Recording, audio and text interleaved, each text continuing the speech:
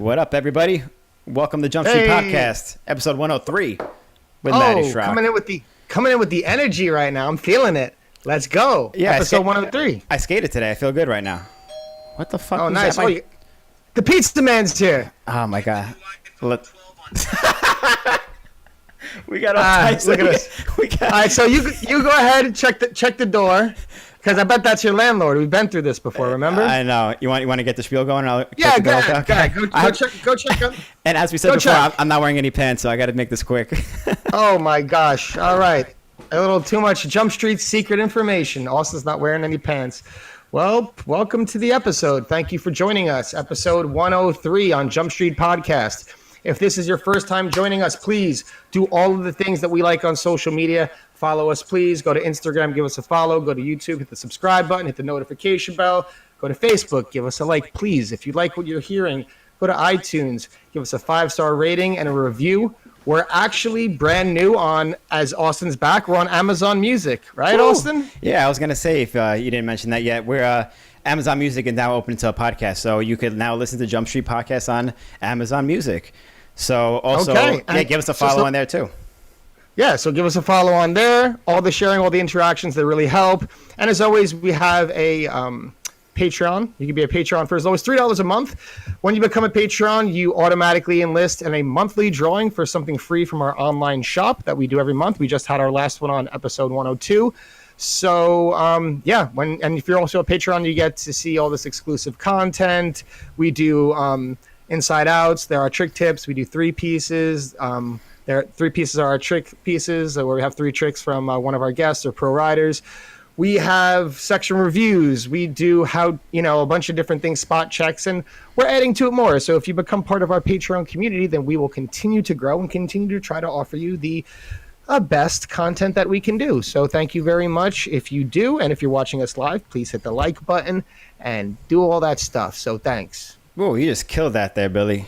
I don't know if I did, but I think you did. It's just one of those. You weren't there for half of it. Who was it at the door anyway?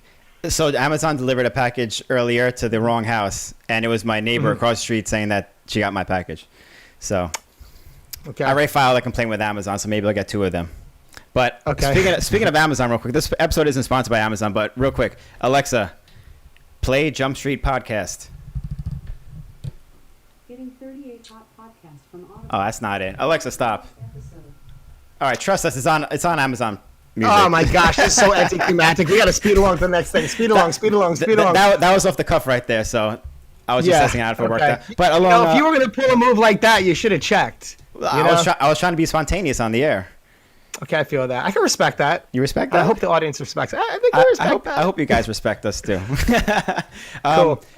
We just have a new Patreon supporter this week. Tree Rudolph, thank you so much for supporting us. I wonder if he saw us on him on WTF last week and was like, let me support these guys. But thank you, Tree. We appreciate you and your skating and your very interesting Instagram page. Everyone give him a follow. Thank you so much. We also he can get a WTF. He can get a WTF of the week every week. Like every time someone was shipping me clips, like, "Hey, did you and Austin see this one?" I'm like, "Yes," but we can't play it. We can't give it to him every episode. We got to kind of switch it up a little bit. He could have his own WTF. His page pretty much is his own WTF of the week. So anybody who doesn't give him a follow, go check him out on Instagram. Speaking of WTF of the week.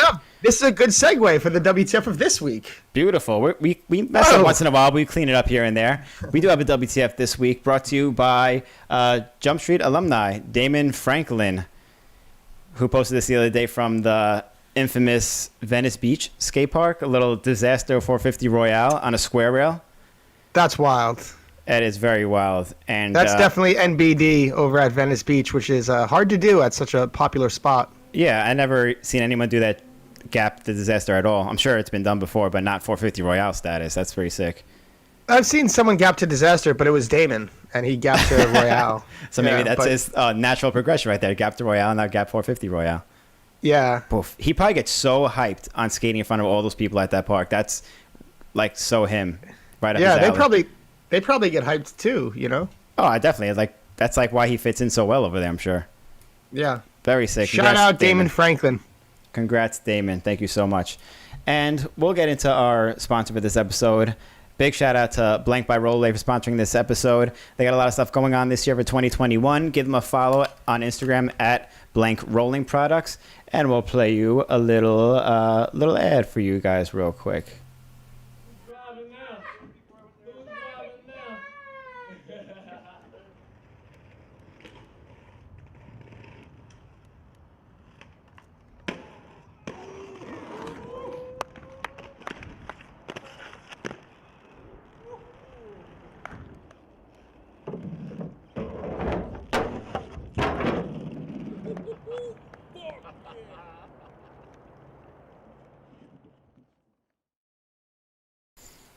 I love how that ends with just him goofing off with like the binoculars thing. Yeah, it kind of starts that way and ends that way. Yeah, it's perfect. But thank you, Blank for Rollerblade, by sponsoring this episode. Give him a follow, Blank Rolling Products.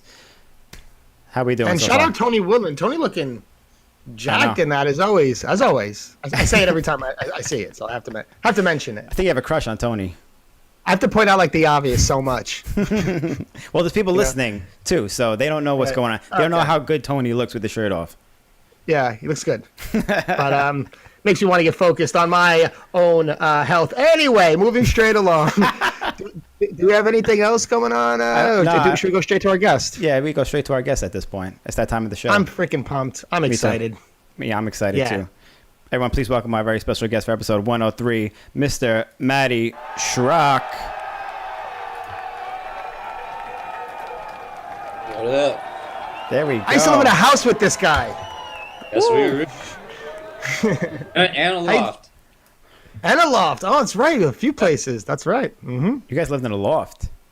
That sounds very posh. Wow. It was posh. Let's keep it in perspective. Matty, thanks for joining us, and thanks for taking the time out of your day to sit down with us and chat some skating and chat about you and your experience through skating.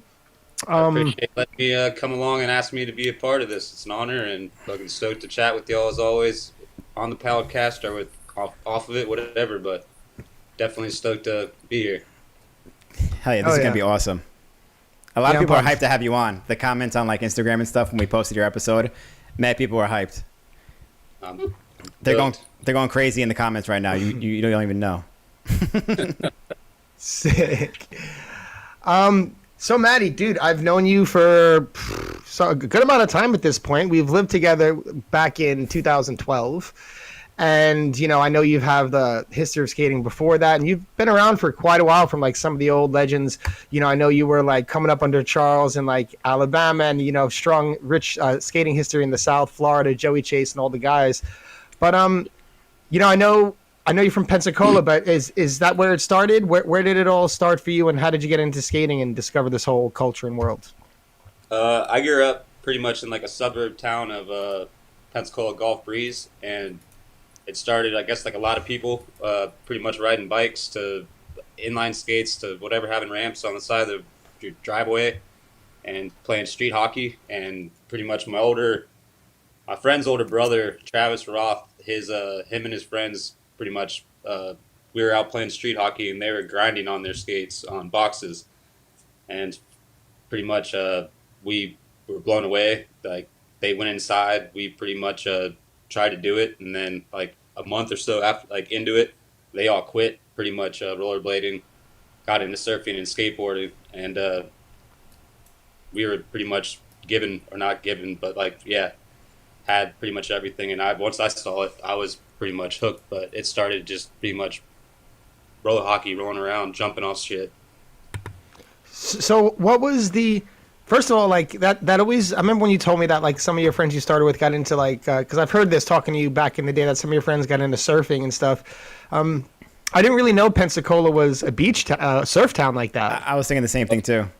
Pensacola Beach, I guess, is a beach, it's on sandbars and stuff, so it's not like Hawaii or anything like that. Usually the storms they come in, or waves are big when, like, a storm comes through, or there's, like, something bringing in a storm. On an average day, it's pretty flat there.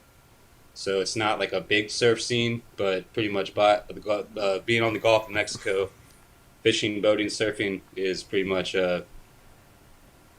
top priority. even just sitting in the water, pretty much bobbing like if you're fishing, trying to catch a fish. Surfers just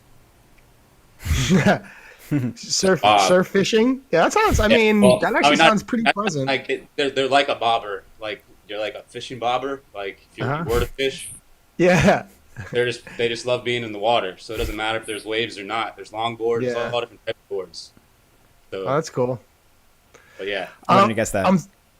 Yeah. So and I'm sorry, Austin, if I'm going away here, and stop me whenever you want. But do you? So as you were saying, you were hooked from that moment. What was like the time? What was the video that you were like, this is it? First one I saw was VG5. Yes, another one, 2 in a row, VG5s. Wow, supernatural. But I guess like Eric Burke's section pretty much was next level. I guess all of it pretty much from doing what I guess going to the skating rink, like doing everything. I guess as a little kid before, I guess. What year would that have been? I guess I graduated high school in 2005, so I guess like elementary, or I don't even know the years, but early, a long time ago. Yeah, a long time ago. Pretty much like it was cool. Everyone went to this like even the skating rink, that was rad. So like different concepts of like pretty much finding out and seeing skateboarding, surfing, and then seeing that you could do the same shit on rollerblades.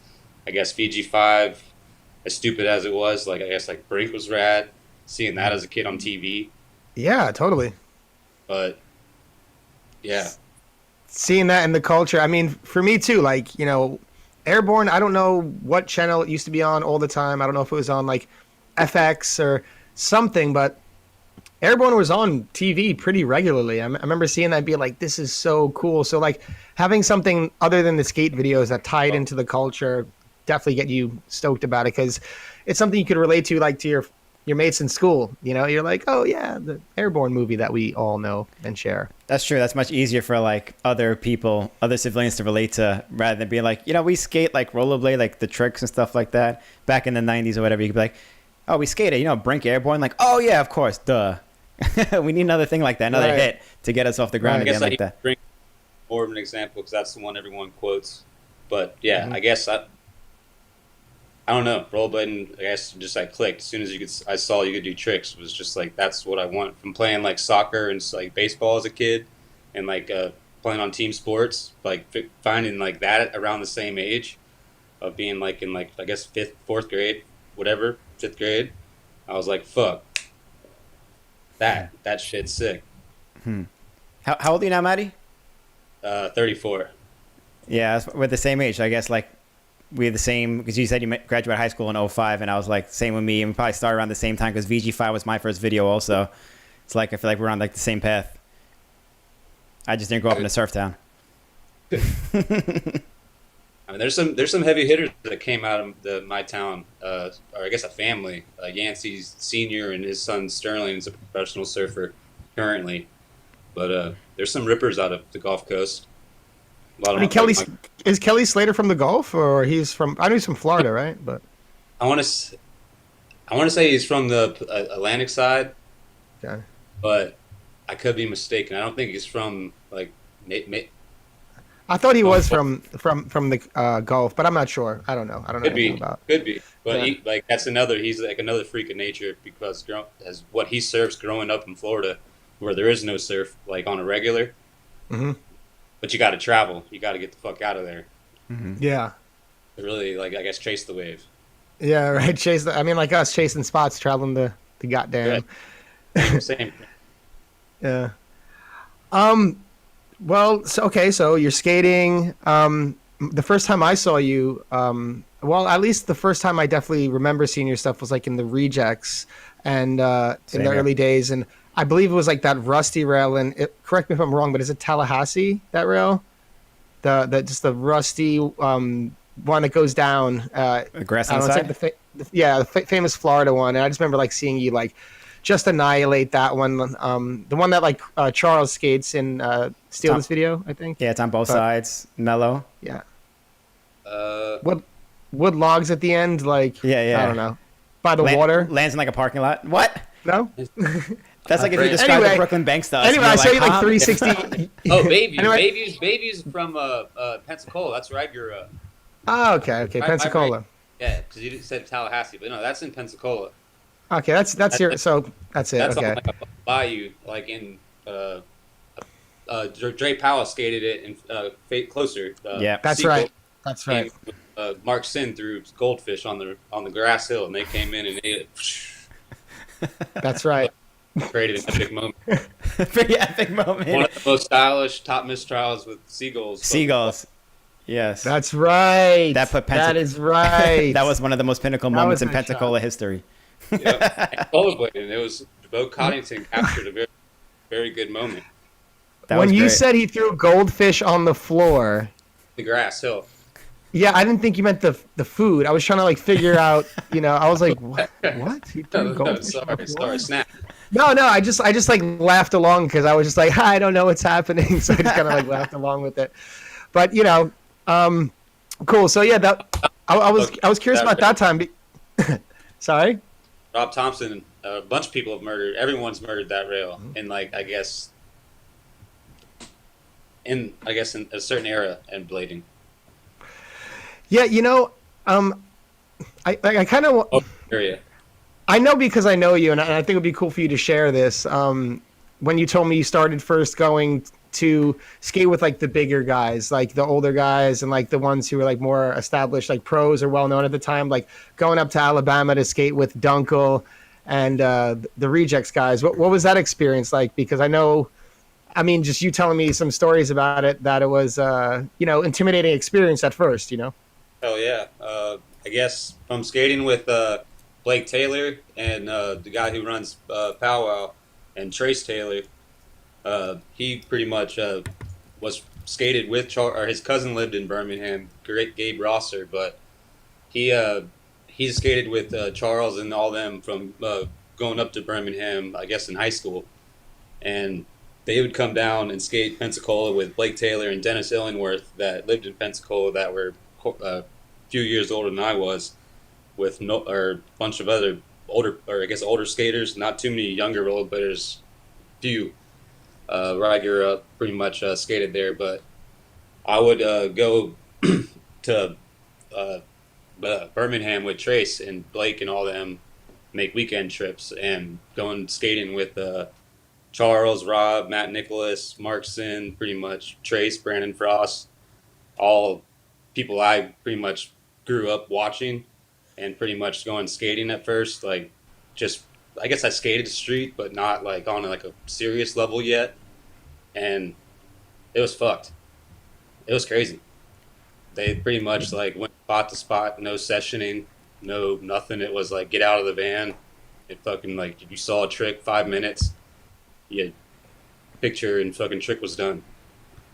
Yeah. And we're talking about some like tricks. We're talking about tricks. Battling it for fucking whatever, but like you're bleeding. Like, and then you get it back in, and then someone goes to the next spot. Like, it was no, like, everyone was having a good time, but it was, like, serious.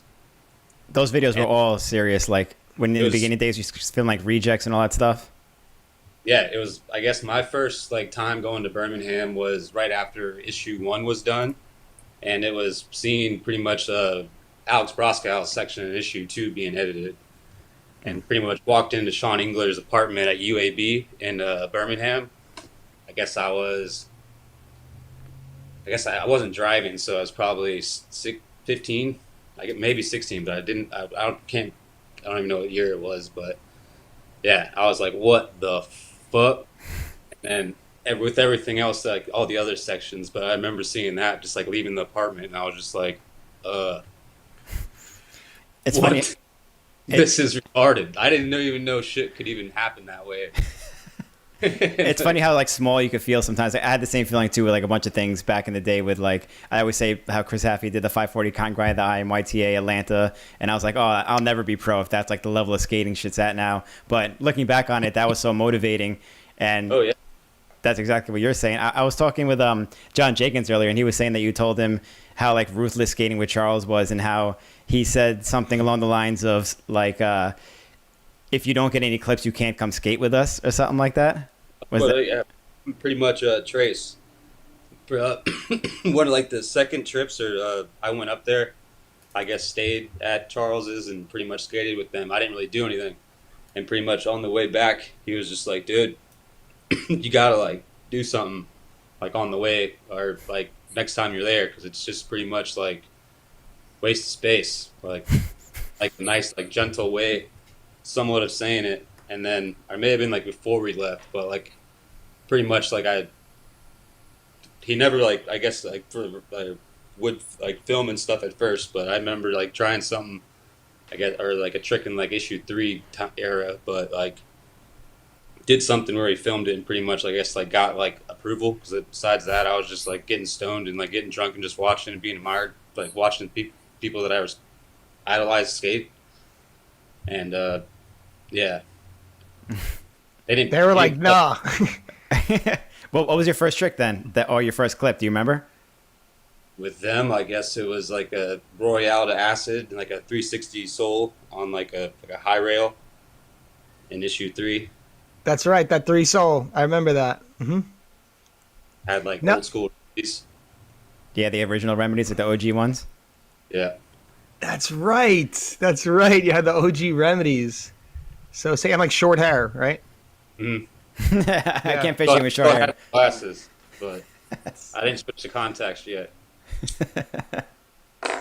Sick. Yeah. Yeah. You were telling me about that, like when you were going out there and just like, oh, watching them, and then they were like, "Yo, man, like if you don't start ripping," and I guess you felt some pressure to like kind of, you know, live up to skate with them, right? Mm-hmm. Or Trace, I can't remember the exact conversation, but he pretty much like laid it down. Like, yeah, you gotta like, you may not come back up. If you don't do anything, you're not gonna come up next trip. I was like, shit. As like a 15-year-old, that really lights a fire under your ass, though, right? Did we? Just fucking kind of, I guess I got the time to like skate, like go out of town and skating with like sleeping on pretty much, or I guess we all stayed at Charles's mom's house, but or like downtown or like whatever, it didn't matter. But like to being able to pretty much skate around with like people you grew up watching shred and be a part of it and have the opportunity to possibly be a part of what they're doing was awesome. So I pretty much I guess had to fucking do something. Yeah, it was like I guess after you first started getting clips, it was like off to the races, right? Like then you just like in the mix and doing your thing. Don't get me wrong, I still sometimes, or I guess whatever. Everyone sometimes whenever you're skating, I guess camera's not always fun, but yeah, felt more relaxed than I did just being like a spectator with them. And they're not like any like I guess they are an opening crew, but for me, I was a little kid. That's funny that you said you felt more relaxed getting clips rather than just sitting back and watching. It seems like more work, especially that time when skating was like hard, you know. Well, that's half the spots to whatever. I guess like they didn't. Everything was big back then, or like not even like creative tricks, especially growing up skating with Charles, and that I give it up. That's one of like my fucking like good best friends. Like I guess we haven't spoken in a little bit, but still forever doesn't matter. Fucking like shit, but like one of the like besides like Pat Lannon and certain skaters like that doing creative tricks. Their creative tricks then were fucking like death-defying stunts. Yeah, you know, it's funny. Like I was actually talking to Charles not too long ago, and we were talking about getting him on the podcast. So we're probably gonna actually get him on here soon, which would be cool because man, what a rich history. He's been like such an OG. He got a hip replacement recently. Did he just? Ugh. Yeah, I talked to Mark Sin a little bit and recently, and yeah, like a few months back. Yeah, man. It doesn't shock me the way he skated. And some of the, I just remember the first thing I saw of him in VG, I think the section VG13, yeah, that mini profile.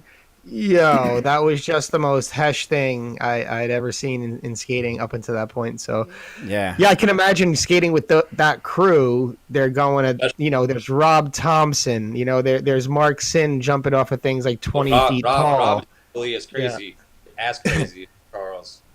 Right. Rob just went to college. Isn't he like a lawyer now or something? He's a banker. A banker. he pretty much, I'm gonna get it all wrong, but he's like a finance bank he pretty much makes sure the money that's loaned out makes sense for the bank to loan it out to businesses. Mm. He's an analyst he does something along those lines. Or maybe he's a financial analyst. Something like that. There we go. Yep. Let's just go with that. Let's go with that. Rob, hit us up, man. We'd love to have you on the podcast too. Also, That'd be sick too. Let me know about where I invest this finances, bro. Like, hit me up. Like, is there some crypto I should be putting my money into? Is there some stock? Rob, if you're watching, hit me up. We gotta get Rob on for an educational episode for everybody. Yeah, right. So yeah, like right around that time, so you get in there, you're ripping its rejects. I don't know if this, because I want to talk to you about NIM, because that was such a really exciting and cool time. But before I talk about that, I don't know if, because I remember seeing you hit your head pretty hard, and you had like this pretty on a 180. I think that was in the rejects videos, right? No, that that was pretty much. I guess still had Rosies at the time, or still rode Rosies.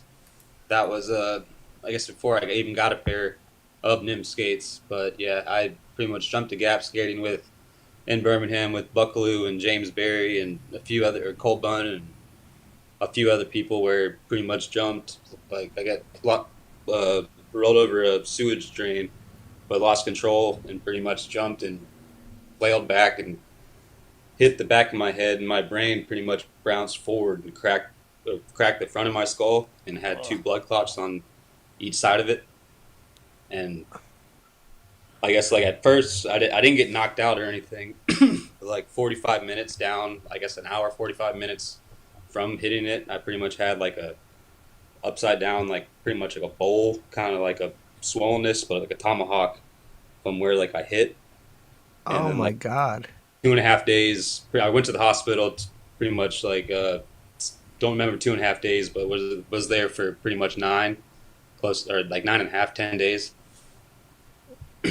What? So you hit the back of your head and you cracked the front of your skull?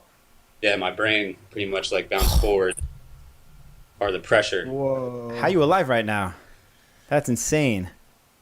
I don't know. Oh my guess. God. Well, it wasn't time. Yeah, definitely not. So I'm wondering, because I would imagine you're in ICU at least for a bit during this time, if not the whole 9 days, 10 days, Yeah. and I guess 2.5 days you don't remember. So I guess a lot of that time is ICU under. Rob stayed with me at the time. My pretty much couldn't get in touch with my parents because I was living in Birmingham, and he stayed the 2 days, took off work until like I guess like a day and a half, and then my dad came up. But thank you, Rob. Oh. He stayed in the hospital.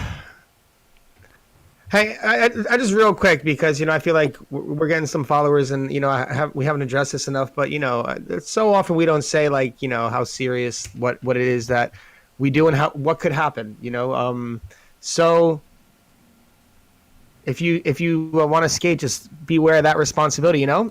I recommend wearing a helmet. I don't do it, and some people don't do it, but these kind of things could happen. And thank God that you're okay, because damn, I was lucky. I pretty much got like released from the hospital and had like a month and a half of them just pretty much like telling me to send me back. Like I guess went back with my dad to Florida and pretty much chilled for like a month and a half.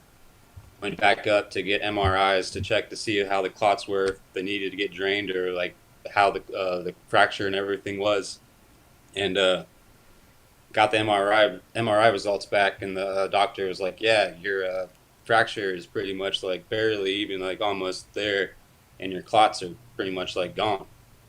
And my dad, amazing, he was like, he had pretty much 96, a serious bad car accident where brain to like left side of his body pretty much had to get replaced to fucked up, and it was like, are you sure? Like whatever. And I was like, you're sure? And the doctor was like, yeah, your son's good. And pretty much I was like, all right, Dad. He drove back to Florida that next day, and pretty much I went back skating.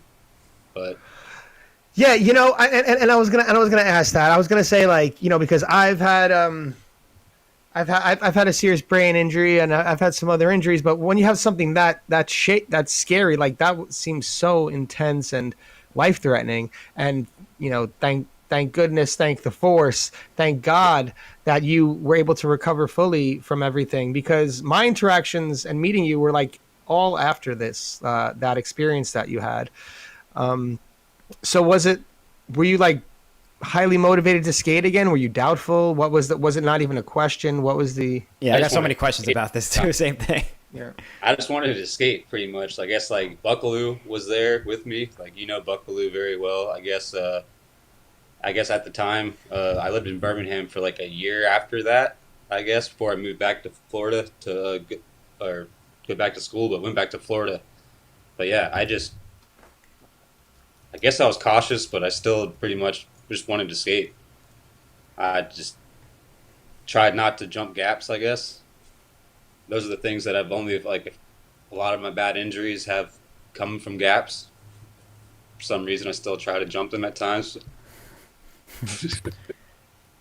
I hear you. God, awesome. No, let's say that it's interesting how there's two types of people in life. There's like the people who get injured, break a bone, or fall once, and they're like, "Oh, I'm never doing this again," And then there's people like you, or like all of us mostly, who do break bones and have serious injuries like that, and they're like, "Yo, I can't wait to get back on skates again." Like, I'm sure the whole time during the recovery is like, "I'm in so much pain right now, and this sucks, but I just can't wait to get back on."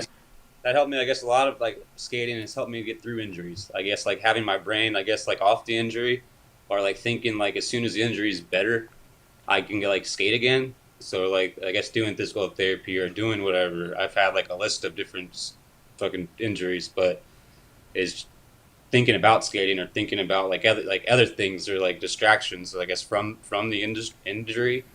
But with I guess, all of us having the desire for skating and whatever, from driving down a car and fucking not even paying attention to the road, looking at street spots, time our mind is on skating. So wow. But I don't know, a lot of people I know that have had serious injuries have quit skating, or like even if it's like another sport, from doing whatever they get, like from skateboarding, whatever, if someone breaks their ankle and they're like, fucking I'm fucking done. But and then there's I guess other people that are like, I fucking learned try not to do that again.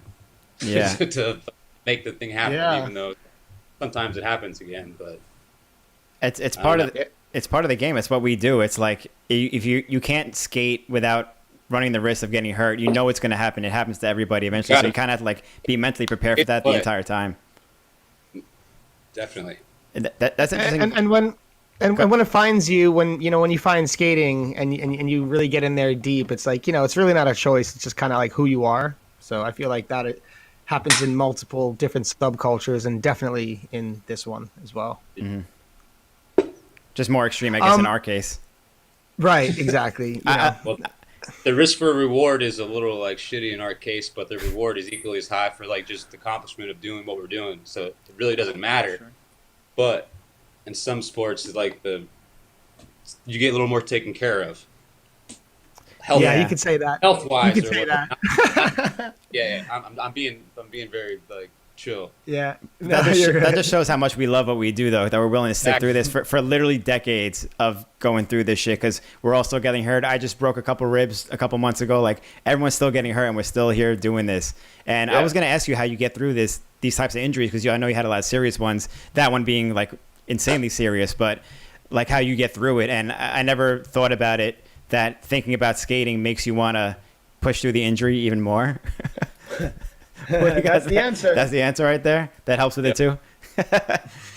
But there was like an FMX writer or something like that. I forget who. It was definitely someone really famous that I can't even think of the name of, but who also was like paralyzed from like the neck down. And he was saying that it's like, oh, you guys, you're never going to do this again, right? This is crazy. You almost lost your life. And he was like, the entire time during recovery, all I could think about was just couldn't waiting to get back on my bike. And that's like how skating is with us too. Just who you are. It's just who you are. My dad pretty much got in the car accident in '96. He pretty much was driving with my older brother, and or anyway on the way to baseball practice, but pretty much came out. I guess had a blind spot, but got pretty much in a car accident. hit on the driver's side how to get life flighted, but pretty much on the way there, I guess his whole body on the his left side was fucked. I guess like was pronounced dead on like one of the flights, but they revised him and had to spend like a month and a half, I guess, in like ICU, and I guess it was Atlanta or Birmingham, but anyway, had to like relearn how to like tie his shoes to like doctors saying like you may not like pretty much walk, definitely not returning back to work, and he pretty much did, fucking like did more and beyond. So I guess seeing that, I guess, and I guess what I'm doing, like skating, whatever, but I guess like staying. You can do whatever if you're constant and you work hard. And this dude works out like he's training for the Olympics almost every day, or from doing yard work, staying active. But I've seen, I guess, him tear it up. So I guess I kind of use that as an example of injury. Yeah, that's over shit. That's it's not just a saying. When you put your mind to it and you have relentless focus and determination, that's really crazy what the mind can do and what it can overcome. And yeah, you've overcome so many injuries. I don't want to stay stuck on injuries with you. We're going to move on from this right now. And maybe we'll touch on it later. Maybe we'll just leave it the hell alone. But let's talk about more fun things. You were part, and thank you for touching on that, because I know I brought it up, and I know it's like a big part of like your skating, what happened in your skating. So I just thought it'd be cool to touch on that, your recovery from that. Yeah. So you were part of probably one of the most legendary movements and changes and intersections in skating when Brian Shima made like the first skater-owned company with John Elliott in Nim. So there's John Elliott, Nim, all these these guys are, I know you were skating with Charles, and these guys are icons, but these guys are icons in almost like a different way, right? And so I'm curious what that whole experience was like for you, because that was, to me, just like such a epic moment in time. Like I look like, man, I wish I could have been part. Nim was so cool, but if you could just like indulge us for a second and talk about that. Nim riding for them was awesome. I guess I wasn't really at the very beginning. I guess wasn't really part of portion of it, but I guess from going out there filming, I guess with all them and like the SSM or the Woodward tours and or the Nim. I always get them confused, but yeah, being part of NIM and with all those guys and meeting some of them for the first time, I guess what turned into SSM, but it was awesome. From actually, I guess like from growing up in the South more so, skating with, I guess going to Atlanta, seeing pretty much Walt Austin and J. Bob Gumby and pretty much like everyone else, but going over like to California and skating with Shima and them for the first time. I didn't really get to skate with John Elliott. Saw him, I guess, at the warehouses and things. Same with Jan Welsh, but pretty much more Shima. And I guess knew Montre and pretty much Joey and them. But it was awesome. Especially too, I guess, with the video. And I didn't, I guess, even realize I was supposed to even have, or wasn't supposed to have a section in the video, which was pretty awesome for me. Joey told me that I was getting one, but everyone, I guess Casey McFarland and I guess had one too, but people, the pros and the Godfathers, I guess, were the only ones that were supposed to get profiles. Yeah. And, I guess with clips that I sent them, they gave me a profile in the video, which was had no idea. They want a nice surprise that was. Yeah, I was stoked. I had no idea that was going to happen, but I guess I was less hands off with NIM than I was, I guess, with SSM. Besides, like, because the skate park tour, like skate parks tours and things like that.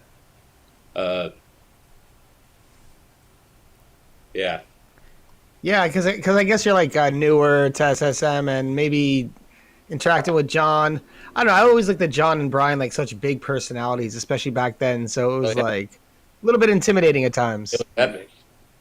Yeah. How did the initiation like of you coming to be on NIM happen? Like who like approached you? What was that like? Because that must have been very like one of those like monumental moments in your life, you know. I guess it was more Joey. I think I actually may have even I bought my first, I guess my first NIM skates, and I believe it was pretty much either Joey being part of the team, skating with Joey for years, and that was after I guess Rosie's died and Vallo became Vallo, and like they liked my skating and pretty much gave me skates through I guess skating over the years and things. Yeah, that's dope. I mean, Rat Tail, so sick. Yeah, You know, you had Jan Welch in the chat right now. Yeah, we need Huge Jan on shout the out Jan show Welch. too. Jan's another one we need on the show. We got to get Jan in here, man. Scum Magazine 1995. This guy's an OG. big shout out to him. I think he's like half the reason why I even got a section in the NIM video. That's dope. Shout out Jan, to that. please confirm or deny in the chat. And if you're watching, please hit the like button. And shout out to our sponsor, Blank by Rollerblade. So somewhere along the way, you ended up. But I got my first pair of NIM though when I was actually in the hospital with my head injury. From your head? Oh shit. That was like half my inspiration of like skate. No way. Yeah, Oh, I didn't know that. Yeah, I got them while I was in the hospital. Oh, see, Damn, that's real kind of motivating. I knew it was like intersecting around that same time.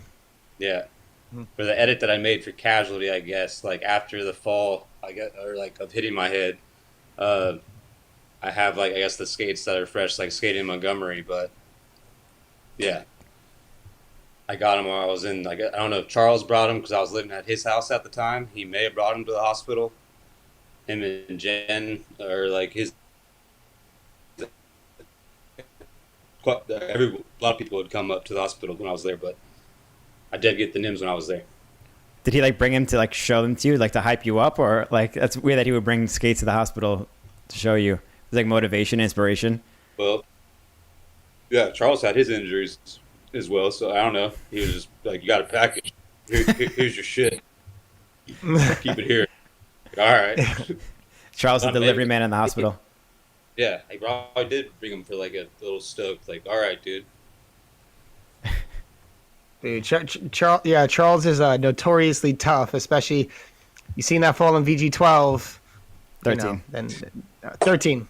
Okay, for 13. Yeah. Yeah, he's a tough dude. Yeah. All you down south guys are mad tough. You, Charles, Rob, Trace, like everyone's seen mad tough. And you can tell in like those rejects videos, everyone takes crazy falls. Like all you guys took crazy, crazy falls. And you guys are all still here, you know, still walking this earth. Trace is actually like rolling around again, which is awesome. He got a pair of skates recently. Sick. And, which is a lot of people, I guess, are like popping out skating, but he had from skating, I guess, tearing his meniscus on the like one sole over the The soul. Yeah, he pretty much has torn the ACL once again playing basketball. So, but he works out and trooper, but shredding. See, that's that Man. motivation we were talking about. No matter how much the injuries come up, you still want to skate. No matter how many years later. That's very true. Also, that rail that he tried, it's still NBD, right? Nope. Ooh, who's gonna do that? Hey. Who's gonna do that? There's been names that have brought there, and everyone has driven away. Wow. All right. It was just a drive-by. We won't call out the names. Oh.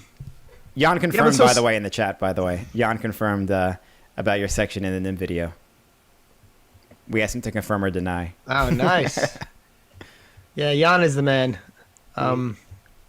Yeah, got a bunch of people in the chat popping off right now. Everyone, if you're in the chat, please hit the like button. Thank you very much. If you're watching this not live, hit the like button anyway. You can still do that. Yeah. So you end up moving to California. And I know you're your dad actually lived in California. He was a merchant marine. He lived in the Oakland area as well. So he ended up moving into Oakland. He never lived there. He worked out of the ports. He like would Okay. work or fly to Seattle, go to Oakland, and then go to Honolulu. He did that for like the last like 15 years of before he retired. But he pretty much, as soon as I moved out there, yeah, he quit pretty much going out there. And he Oh, was wow. like, That's crazy. "Fuck that! I ain't going back out to Oakland." I guess then it's or whatever. It's a lot nicer, but like for where we lived at first, he was like, "Man, we used to fucking get taxis. Sometimes taxis wouldn't come to pick us up, but he didn't visit more so."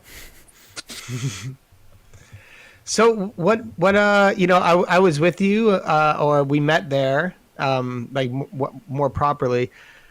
But what was your motivation to moving to Oakland? What was that all about? And yeah. Pretty much, I was staying out in Arizona, I guess, right before that for a minute. I guess Austin, you were Yeah, there. we were kicking it there. Yep, and I went to pretty much. We went up there to, I guess I forgot which premiere it was. Um, May have been a Valo video. I'm not too sure, but Daffic and Stokely. I guess it was right before or right during when you were when you moved in as well. Mm-hmm. But they pretty much were like, no, I've known them for a while before that, but from them living in Florida with Joey and them, or like whatever, crossing paths with Low Life and everything else. And shout out everyone with bringing up Low Life with them releasing new shirts right now for like profits going to pretty much Julian Isaac that just are unfortunately just passed, but grab a t-shirt, support the family. Oh, no way! Was it They're Low Life making shirts? Nick's making new Low Life shirts. Him and Adam giving the money. Yep, and all the Oh, profits. no way! Kick back with the loss of to the family and everything, with him being a major part of the company. But they're doing a tribute T-shirt. Oh, I'm gonna get a Low Life shirt 100%. Where are they selling those? Low Life. Uh, Low Life USA, pretty much on Instagram or like I'm gonna look it up and put it in the video description so people can buy them. It's on a lot of people's pretty much posts and feeds right now, but I'm gonna get that link and put it in the video description of this video. So if anyone wants to buy a Low Life shirt and support Julian's family, you could do that. But yeah, I guess through me, like through Low Life and everything, and with Daffic and Stokely, and then pretty much traveling up there, hanging out for the weekend. They're like, dude, you should come, and pretty much they are persistent. I've always like when traveling California, wanted to go. A little bit of like saying, I guess Daffic's like, dude, I'll work out a weed job, and pretty much like probably get you a weed job. And I was like, well, fucking, I smoke a lot of weed, like skating and fucking man. And I guess SSM was going on too, so like pretty much, I guess Shima being in Oakland, and pretty much having the possibility of working at a weed job going up in the South, that there's like fucking there's kind of a win-win all the way around. Yeah. Bernal Heights. Yeah. The chair. Yeah, dude. Yes. I would say like almost like a good like 70, not 70, don't get me wrong, but like a good like 45% fucking was like the weed job. That's good. I mean, that was a great job. Yeah. I mean, I was going to skate regardless if I was like in the South or like in California, but I could live in California with like some of the people, pretty much Daffic, everyone that are pretty much Bolino, pretty much the people that I admired, looked up to, and were able to fucking shred every day. Yeah, and Daffic, who was like super motivated. Yeah. Yeah. For those who don't know, there was a medical marijuana collective called Bernal Heights Collective that Matty worked at, Brian Freeman worked at, John Bolino worked at, I worked at, Sean Salazar, Adam Roberts, the list goes on. They just employed so many rollerbladers, and Adam Roberts lived like 5 houses over, like with Pat Lennon. So Two houses, three Oh, houses. it was like 2 houses. Damn, Yeah, it we're was all like that just close. there. Yeah, Pat Lennon Yeah, lived there. Like he probably still lives there, but he had the place for like He does. 10 years prior of like Mhm. Bernal, even like not 10 years, like 5 years prior. Bernal even moved No, he's in been there since like 2001, 2002. He's been there forever. Bernal started in like 2005, I believe. Like the shirt says. Damn, that long Yeah. ago. Yeah, I mean Bill and I worked there, or I like May worked there a little bit longer because you moved down south, and then I think moved back to New York, but worked there for like close to like over 4 years. Yeah, you and Beefree stayed on, but yeah, I was there for about 3, 2.5, well, at least 3 because we did 3 New York City street invitationals, which they helped fund. You know, they gave us like $10,000 to do that, and then we'd raise the rest of the money to build the ramps there. Yeah, it was a crazy time. It was a pretty cool time for skating. It was like being in like an episode of like The Simpsons, but in a weed shop. Yeah. In San Francisco, or like, but you had to like you had to transport to San Francisco from Oakland. But yeah, it was crazy times. Yeah. So a lot of people think like NIM SSM is the same thing. Were you like you said, you had more of a hand in SSM and talking like and you have like a lot of those trips going down to Woodward, a lot of clips, a lot of parts. What was the SSM experience like for you? That was fun, especially I guess from getting to know Shima better from the NIM days of just kind of like, or yeah, being like I guess being a part of it more and being more like with the team or to like the ideas, and I guess knowing I guess from the NIM, but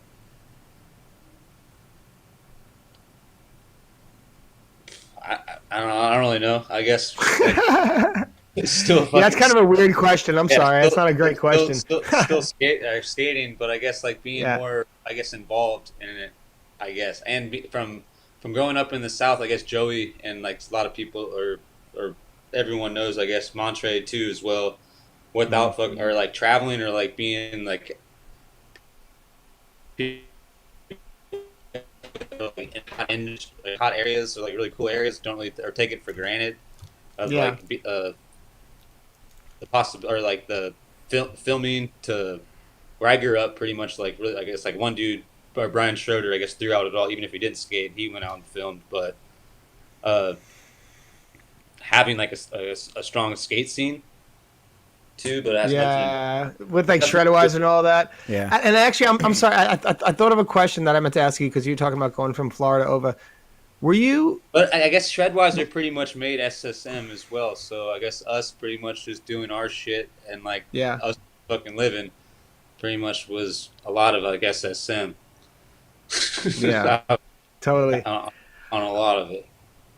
Not really, but a lot of the people. I want to get into the like the house and the lifestyle and everything like that, which is a little wild, you know. But were you there for the beginning of Steve? Yeah, they left my house. Like from day one? The beginning of Steve. I wasn't. They left my dad's house or my parents' house, leaving Pensacola Powwow at a gas station in Holt, Florida, like an hour and 15 minutes out of Pensacola, on the way back to Orlando, and pretty much pulled over to a gas station. And if I'm not mistaken, I don't think it was a cheeseburger, but it may have been the start of the Taco Bell, but it could have been a cheeseburger. They had like 7 people in a Ford Fusion, Johnny Boy's Ford Fusion, and pretty much Staffik just like yelled Steve, and this dog I guess was in like a puddle, but like a full grown German Shepherd pretty much dog, Rottweiler mix, and hopped in the car and it was fucking over. And they drove, not knowing him, but they drove a pretty much 6.5, 7 hour drive with him just laying on the lap of them. And that's Steve. Yeah, drove to with him. Steve, I wasn't a part of it, but they did leave my. I was wondering. It was the Pensacola Powwow. Okay. Oh, okay. There's a Pensacola Powwow. Oh, okay, that's right. Yeah. Duh. Steve is Chris Daffick's dog, or better known as like the Shredweiser dog for anybody who doesn't know that we're talking about a dog right now. Steve Weiser. So I want to get back to the house. So you move into this house, a bunch of guys ripping, people playing instruments, music all night. There's beer. There's weed. What was this like? Was this fun? Was this crazy? Was it annoying at times? What was the experience there? The Shredweiser house? Yeah. He's dying over there. I wouldn't say it was heavy. More the house and the apartment, but the houses, I guess, in Birmingham with the reject stays and radius were also pretty good. But I would say you were there, Bill. Yeah. Yeah, no, for sure. I'm dying right give here him a second. Austin, you're dying. Give the man a second. He breathed in when he should have breathed out. Come on, give him a break. Oh, my bad. Come on, Austin. You're going a little... Come on, pal. It's good. Come on, buddy. It was crazy. There were like 12 of us, 10 of us at times. Depending on your work schedule to like whatever. It was an animal house. There's 3 dogs with Ralph, Steve, and That's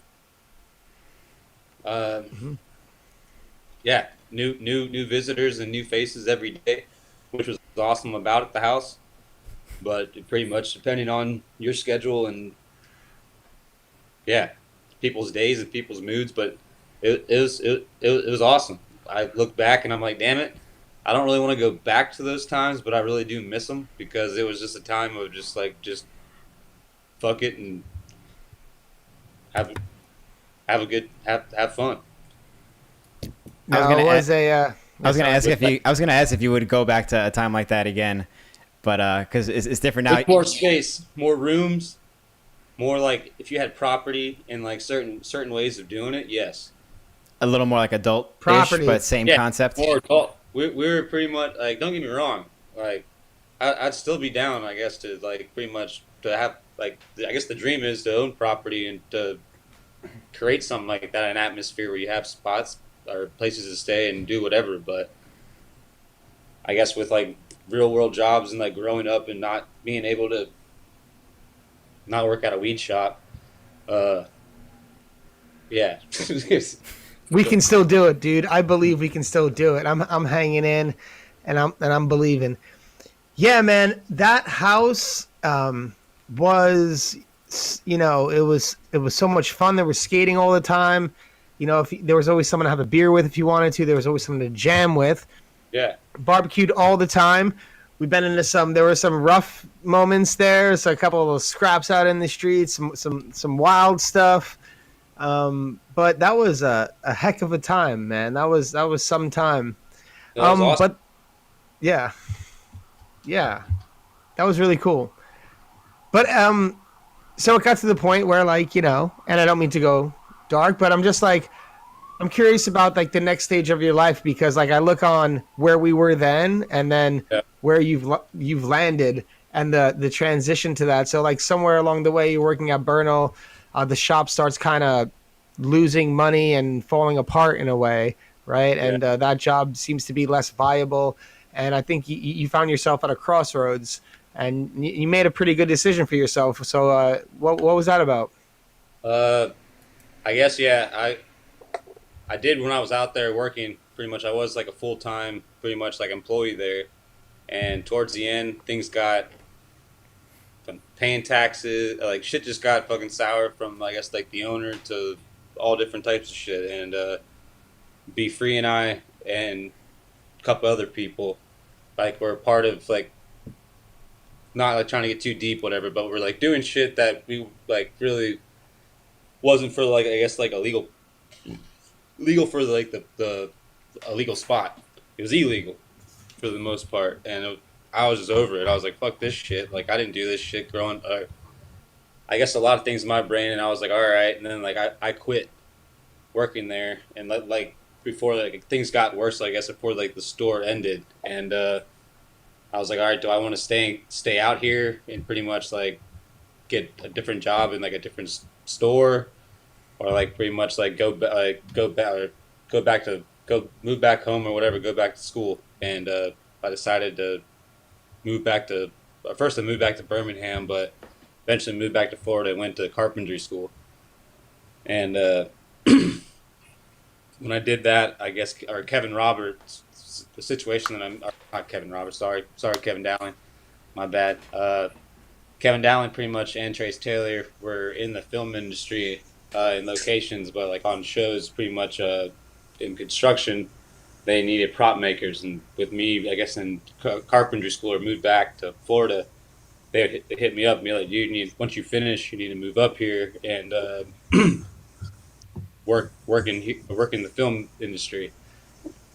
And I pretty much took the jump and moved up here. They helped me get in with their connections, and I've been doing it now for going on close to 4 years.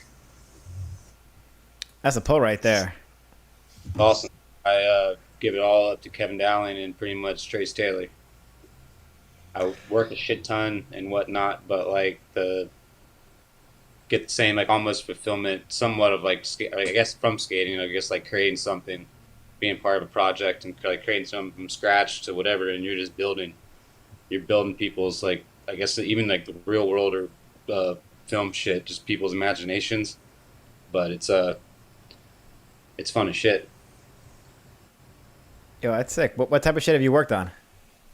I just. I know we lost him. We were working on that. You have to say that again. And, We lost you. We lost you real quick, Matty. Yeah, one more time. We lost you for a sec. Raising Dion. It's on a Netflix show. We just like finished the season 2. The crew that I work with, and Greenland, the movie with what's his name, Gennard Butler. Worked on that one. Noel, like a Disney movie. Worked on the redo of the Shaft movie. Samaritan, pretty much what's his name? Sylvester Stallone movie. American Soul, like a BET show. Worked on like the first and second season. Worked on like Some game high profile shows. shit. I'm just part of the construction crew, just building the shit. But yeah, we're there. You always been working with your hands, construction, the gardening stuff. Yeah, well, I gotta use them. It suits you, man. It suits you. That kind of work, you know. I know you appreciate good, honest work, and that's a good industry, especially like Atlanta's like kind of like the, as they say, like the new Hollywood or like the second like film industry boom. So It's I guess through the industry, like through the film shit, but it's popping, as Jay would say. It's a long way, and we didn't talk about mead. I want to talk about mead for a second, and we can talk about Jay and all that, but that's a long way from the cheese room. Do you remember the cheese? You know what brought me to the cheese? What part of the cheese? Broken ankle. That's right. Okay, so hang on. I'm sure Austin is confused, and maybe some of our guests, they're wondering what the cheese is. The cheese room went to a real room after I left. Buckaloo lived in it, and then Jay lived in it. As soon as I was able to walk, I dipped. Okay, to be clear, just so everyone knows, we lived in a place in Oakland, and the neighborhood, if I'm not mistaken, is called Lower Bottoms, right? And Campbell Street. So it's like a 4 or 5 bedroom place with like a garage that was converted into a bedroom, and there was a room under the stairs. It's not really a room. I've heard this. I didn't know it was called the cheese room. Well, it's like if you watch the Harry Potter movies, okay, it'd be like the Harry Potter room. Or like, it's like the Harry Potter room in the Harry Potter movies. That you would have underneath like a staircase. Yes. And there was literally. Yeah, well, I had a cot in there, and it had like a shelf and had a VHS TV, and pretty much, yeah, a cot, and you could slide food and whatnot because people like that house was like pretty. If you put shit, Eric Stokely had a fucking goddamn, I can't even think of it. Had a fucking safe that he would keep in the refrigerator. Of food because you didn't want anyone else to eat his food. No, yeah, people would eat the food. Oh That- yeah. Oh yeah. That's like John Jenkins used to. Like we didn't necessarily. People were sometimes- drinking all the time, so if people were like drank too much and they were hungry, they just Of course, yeah. went in the fridge. Yeah. Don't get me wrong. I was a victim, and too a lot of people too. A lot of people had food stamps, whatever. Some people did. Some people shared the wealth. Some didn't. I was a victim and a perpetrator in that situation. You know, it's really tough when you live with 9 to 10 people. You know, and some people actually lived with their girlfriends in that house, which I don't even know. God bless those women. I don't even know how they did that. But Damn. Didn't some yeah, people have like holy mo- curtains as like rooms and shit? well, no, but the cheese was the most significant because you could literally fit a cot, like an army cot, that fits like it was that wide. You could just fit the cot in. And then there was like a shelf where you could have Matty had like a little computer screen and like you could watch TV. I had a broken ankle, so pretty much like at that time, at first before that, this room was like more of like a chill room that we would go in and pretty much just Chill room. A smoke in. They just had like stools and chairs, and you just watch movies and pretty much just get stoned in it. Oh, you can fit multiple people in there. I'm thinking like something super tiny where like you can't even stand. It was maybe 2.5, 3 feet wide by like 8 feet. Okay. Yeah. It's like a big closet. Or pretty much like at a like an incline of like pretty much like or like like following like pretty much the stringers or like the of the stairs. Yeah. Yeah. And Matty had like a broken ankle, so 2.5 months he just I just chilled. spend time like hours and time in there. Yeah. Do stretches, Wow. go to physical therapy, and then get stoned, and just it was a place with, I guess living with so many people that was like the couches and whatnot. Was like you couldn't just like chill and like elevate your foot on a couch, or you could until like people got home from skating, and then there was just like a caravan of fucking like 8 people or 9 people, and then like visitors, like everyone else that lived in Oakland, like coming over. So it was just like a little rehabilitation capsule. And then once I pretty much like got out of that place, Buckaloo and Jay used it. They saw it. I even like left them the cot, and they used it as a bedroom. I can't believe that. Yeah. I used it too, but it was for me. It was like a healing little area. I had saw shit, and I just went in there and fucking just like watched movies and pretty much elevated and like iced my foot on my ankle. Mm-hmm. That was like a cryo chamber for you. It really was. It was rough though. It was rough at times. So like living, like it was in the living room, so like people doesn't matter whatever. People are raging. That's a skater house lifestyle. Yeah. No, but there'd always be like 6, 7, and 8 people in the living room, and then like the cheese door would be closed, and you just tap on it, and Matty would just open it up. He'd be in there like laying just by himself, and he'd be like, "What's up, man? How you doing?" Just close it up, back in the cryo chamber. It's sick. Can't be social all the time, you know. No, had to heal. And also, you're living with all these Yankees, you know. You're a lone Southern guy. I already desensitized, I guess, even before I moved into the east apartment house, because that's like where we lived there for a good like 4 or 5 months, 6 months before the East Oakland place. Yep, or the that's West right. Oakland. Mm-hmm. But I used to say to y'all, I was like, damn, for the most part, like me and my friends in the South, I guess would talk the way y'all talk. We wouldn't be friends. Like, we would be getting in fights. Yeah. A bunch of rude. We're kind of rude up in the New Jersey, New York area. I don't know. No, it's more so I guess in the South too. You know when someone is like being serious. Yeah, messing around with you. When someone says something like I guess like cursing on like the curse level to whatever, by the tone in the voice. But like East Coast people, or I guess whatever, especially Jersey folk. I guess, or not even so much, because everyone has everyone's joking, but like it goes. Right. It's different. It's just different. Everyone has their own style of humor that you only really get if you're in that area. Otherwise, it's like, yo, he was trying to start something. Exactly. Yeah. Some places I'm like, people get my humor, and some because I'm from New York and I'm a little rough around the edges in some places. People are like, wait, what? What did he mean? Yeah. He's not funny. It's like Boston So people that- too. Boston have like a particular sense of humor up there. Well, Boston people are unforgivable, so let's just be honest about that. They're all You just know, teddy bears. it's got the worst accent in the country. We'll skip on that. Let's go Mets. Okay, we'll talk about that later. I was waiting for the But, baseball reference. What? Oh yeah, the O's, man. I know you're a big Baltimore Orioles fan. Yeah. Well, I was born in Silver Springs, in between Baltimore and D.C., but pretty much my parents moved down to Florida when I was a year and a half, 2 years old.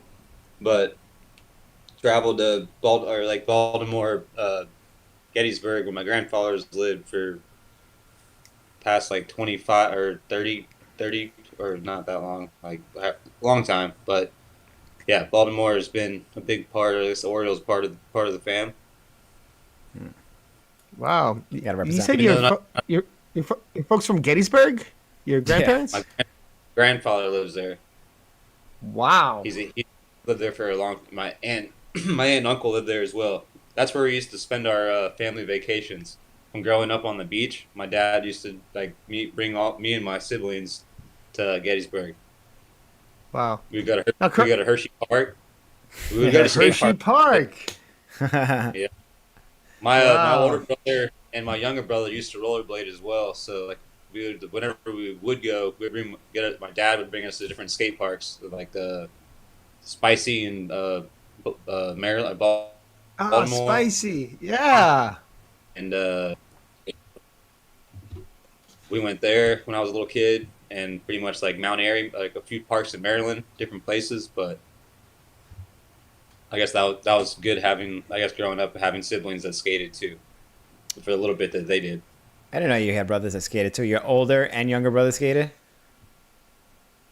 Yeah, I guess I'm my youngest brother, but he turned into a skateboarder, broke his ankle, and a badass skateboarder, but like didn't progress. Kind of like we said like earlier about shit, but he was a really good ripper, but just I guess didn't want to. I guess got into partying too, but I guess all my siblings, all my brothers, rollerbladed at like a time.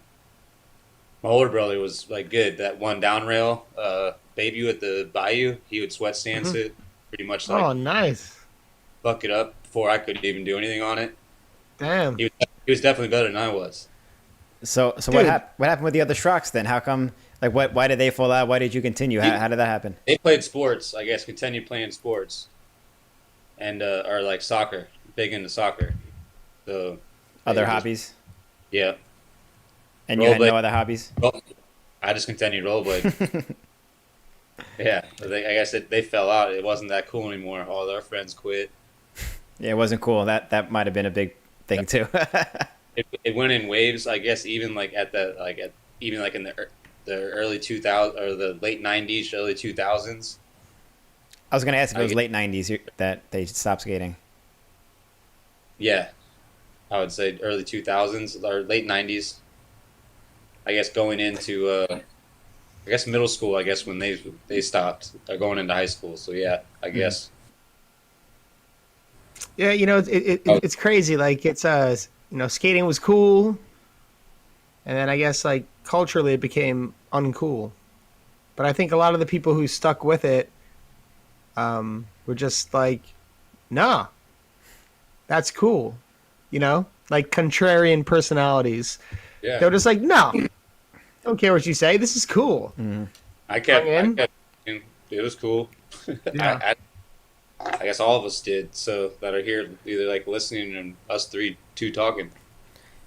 I never even remember thinking ever if there was a time where it was cool or not cool. I don't know if I was just too young to care at that time, because late 90s I was like 12, 13 years old, 14 years old. But I remember like people saying, like, oh, it's not cool, whatever. Skateboarding is cooler, whatever this is. But I never remember thinking in my head, like, this is cool. I just remember having fun doing it. And that's why I wanted to keep doing it. Just skating with your friends just kept you doing it. It wasn't a matter of, oh, if it's cool or not cool. You just wanted to do it because you wanted to do it. Yeah.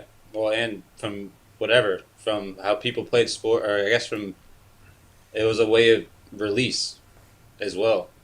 Mm-hmm. Like something you could do by yourself with your friends that skated, but that you could do all the time. What to me drew to it, you could do it in your driveway on a skate on a little bit like PVC rail. That's like the really big thing right now, I guess, with COVID. Yeah. But yeah, that you could do to there to go skate spot, skate park, but it was anywhere. Yeah, that is probably like one of the most attracting aspects of the whole thing. Like, I was even like, and I'm gonna relate it to this, but I played dominoes the other day for the first time in a long time, and I was like, this is so much fun. Why don't I play dominoes more? And I'm like, oh yeah, you need 3 people every time to play. And then like, I like playing chess. You and play I 2 got, people like, dominoes? Yeah, it's not really the same. It's You good could, to have 4. yeah. It's more, and then so I like to play chess, and I'll play with like one person playing chess, and it's like, okay, cool, but you still need someone. But skating is something you can do on your own. You can do it in a group. It's very yeah, and especially like you said during COVID, it was something that could people could skate the P rails, and it's a cool. Yeah. Well, I was saying, or forgot what we were, are just just in general, I guess skating like I thought or talking about like drew you to it is or with the idea that you could do it no matter what. P rail I just used more for example as like what people had them even back before before COVID. Didn't mean to really use it as COVID as an example, but it was just something you could skate or skating was a release of like or thought, mental thought to whatever. Just you could just skate and zone out, I guess. Yeah. I don't know. Answer the question that was asked or not, but You probably did at one point. I don't know, Billy, you're muted. Sorry. Well, yes. I wanted to actually, before we, in a bit, I want to get into questions from our live audience, the people who are watching. And by the way, if you want to offer a super chat, we give half of our super chats to our guest. So keep that in mind, and those questions get prioritized. But I wanted to ask you about mead, the mead hustle. Jay would hate me if I didn't mention mead on the block. So after Campbell, there was a bit of a divergence from the Shredweiser house. Some people moved onto this block called Mead in Oakland in a different area. And this was like, one of the most, without them knowing it, they moved on to like one of the most murderous blocks in Oakland, actually. So they saw all kinds of things. Would you care to get into that for a second? yeah. Well, the first like month we moved in there, there was somebody that slept like I guess it was like a quadplex. So when you walked in, like it was a gate. You walked in a single gate, but it was like a fence, pretty much like a metal, concrete pillars, but just like a metal grid, pretty much fence, and then pretty much like a screen, metal door. But there was a dude for a while that pretty much just like slept on like milk crates on it to the point where you'd have to walk over him to like in the morning to like get out the door of them like selling shit, and then to the point where he taped the whole door all the way like pretty much with duct tape from like a 6 foot or not six like a full like pretty much gate door in a patio, and it was the first I think Be Free at the Blade Jam. I think that's what they were. We were there like building ramps and things. Then I came back and I was like, I guess like I feeling a little toasty, feeling good. And I pretty much like got there and saw the tape and knowing the dude wasn't there. So I pretty much like took all the tape off the door and just like sat on the steps, like leading into the apartment. And I was like smoking cigarette, pretty much like had a few like had beers, so I was just like sitting there, and then the dude, pretty much little Mike, comes in, and he's pretty much like not so little. He's like I would say like 6'2", 6'3", like Well, big dude. who's little Mike? He doesn't live there. I'm sorry. He's just the dude on the street. Okay. He's just one of the guys Dude, like, I who guess, like holds it down on one of the most deadly gang-ridden blocks in Oakland that you guys live on. Yeah, I'll Okay. tell. And you guys story became that's friends and acquaintances. Okay. So I'm just after this, I guess.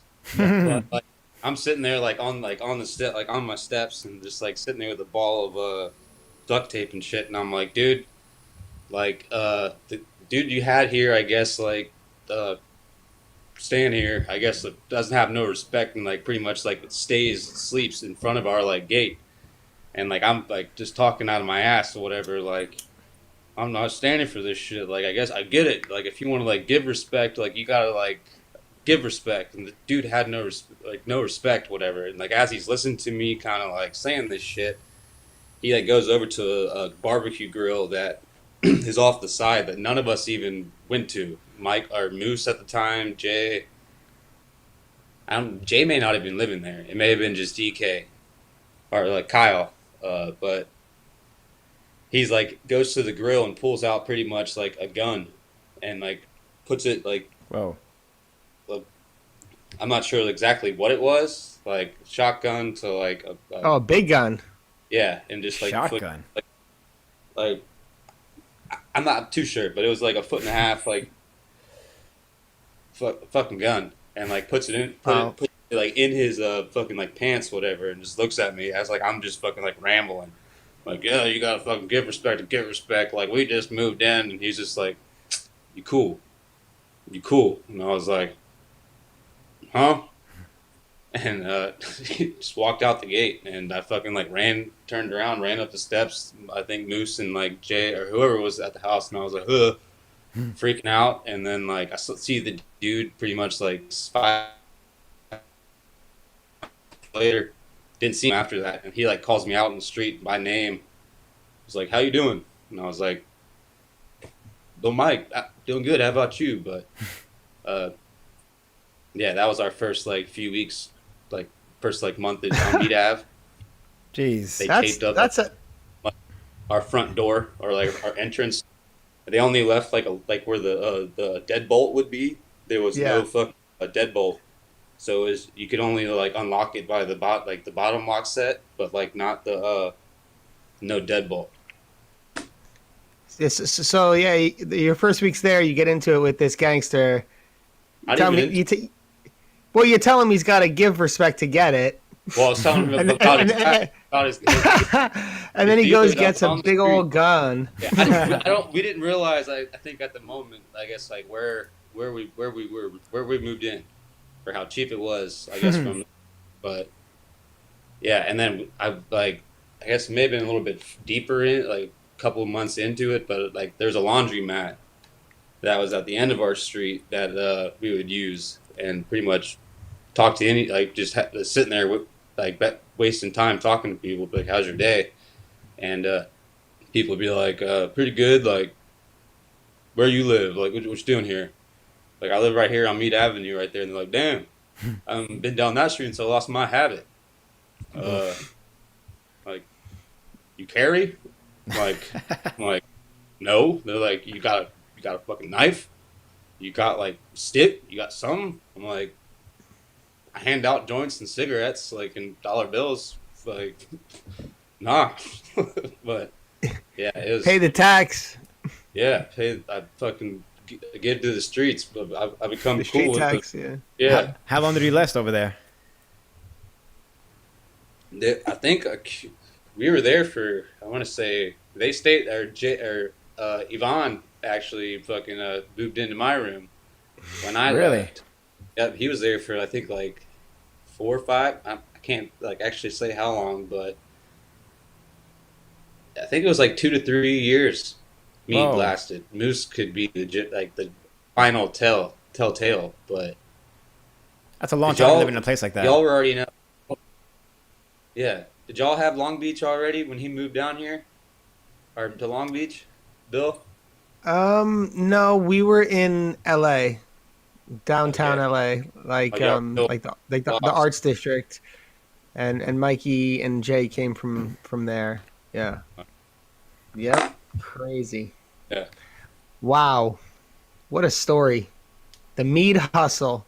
For those who don't We know. had I forgot our friend, what's his name, Louis, but I can't remember. Damn it, Louis, I'm sorry, I can't remember your one of. He's from England, London. One of Leon's friends was staying with us at Mead, and pretty much Jay Cottrell and I were like, all right, dude, like time, like whatever, go to sleep.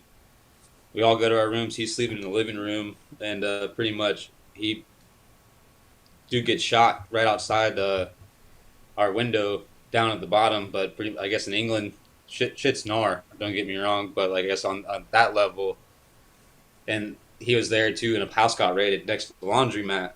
And when he left, we were just like, all right, dude, you got to go back to England and pretty much like say you survived Mead Avenue. But it was fucked. Like, he got like watched like dude like take the dude's shoe, like people running like whatever, like stripping shoes, taking the shit out of the dude's pocket, and the dude was only 17 years old. You can ask Jay about this. Like, Jay would chill and smoke blunts with this dude and just like kick it when he gets off work with Jane. Like, it's pretty heavy. Yeah, blade houses are always in the hood like that. That's like the only way that a skaters can afford. Like Vine Street has like the same story too, I know. And yeah, it's just like skaters always end up in the bad neighborhoods like that. So like the easiest way to afford to cram as many skaters in a house as possible. We went there to like downsize, but risk comes with downsizing. We went there to downsize. We're like, hey guys, let's have a meeting. Let's be adult about this. We have to downsize, okay? We have to squeeze out our expenses. We're gonna move to Mead Avenue, okay? That was like leaving Campbell Street. Well, the rent was super low over there, right? Yeah, I think at first it was like, or I could be wrong. I think it was like 14 or 1600 at first for like a 3-bedroom with the backyard. Yeah, it's pretty Oof. low. Yeah, especially, yeah, definitely. I think $500 each. Yeah, No for more. out there, good. Yeah. Wow. Maybe I can't remember, but Cheap either way. yeah, but So that was a hustle. the meat hustle, man. It was yeah. I feel like we definitely had to touch on that. We're gonna open it up for questions in a bit, but I wanted to ask you, especially as someone who works in the film industry, who like might have lost a lot of work, what it was like going through things during the coronavirus and the shutdowns. You know, it's funny. I was talking to Austin before the show, and I was saying, you know, do you remember in 2018 when like David Bowie died and Prince died and like Lemmy died, and then we were all like, oh my god, like this is the worst year ever. 5-2, I think. Same Everything sucks so bad. And then like no one could foresee that we were going to be like in Armageddon like 2 years after, like, you know, this complete shutdown. Like we thought that was like the worst thing that could happen, but then this whole COVID thing came, and I know you were working like down in Atlanta in the film industry. So what was that time like for you? And if I'm not mistaken, did you have an injury during that time, or did you end up getting one? Because I saw you skating a lot. No, things were cool then. I wasn't injured at all. I guess I was, yeah, not at that moment. But we were working on a show, or we pretty much had close to 6 months off work for with no work with the shutdown with the virus. It sucked, but I guess Yeah. we were fortunate, or from the production we were on, I guess the payroll company that we like were working underneath for the production, they filed, I guess, filed for us for unemployment, so was able to pretty much get assistance. But I know more than I was fortunate, where I know a lot of people even that worked even in the freelance. Austin, you may know this, or like account for it as well, but like people that weren't so fortunate that didn't get assistance. But yeah, it was rough because assistance, I guess, is like, even depending on where you are, whatever, is not equivalent to like what you're doing while you're working. Yeah, of course. So no matter what, I think it was a bummer for everyone. 6 months isn't so bad, I think. Well, the show that I was working on, The Heels, that also Kevin Dowling and Lewis, J. Ba, pretty much Richard Williams, who are Julian, pretty much we're all on the locations health and safety team.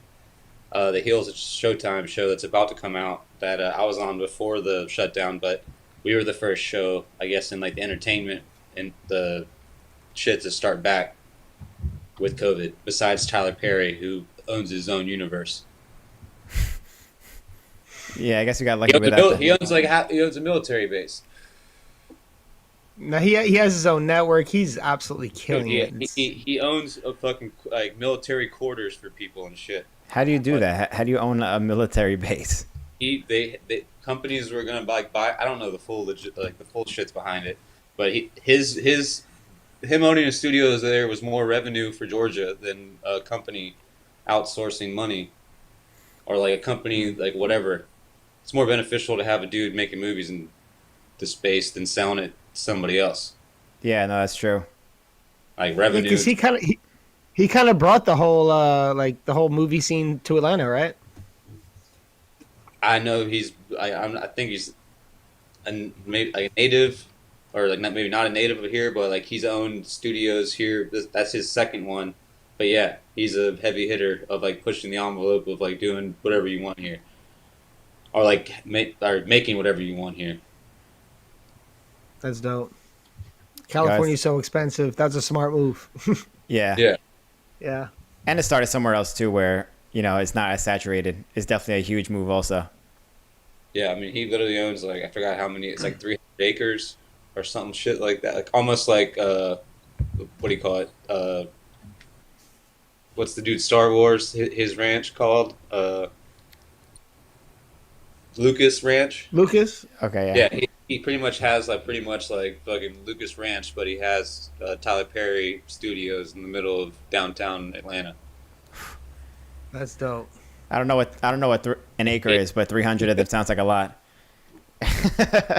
Yeah, huge. Yeah, I know we want to open up for questions soon.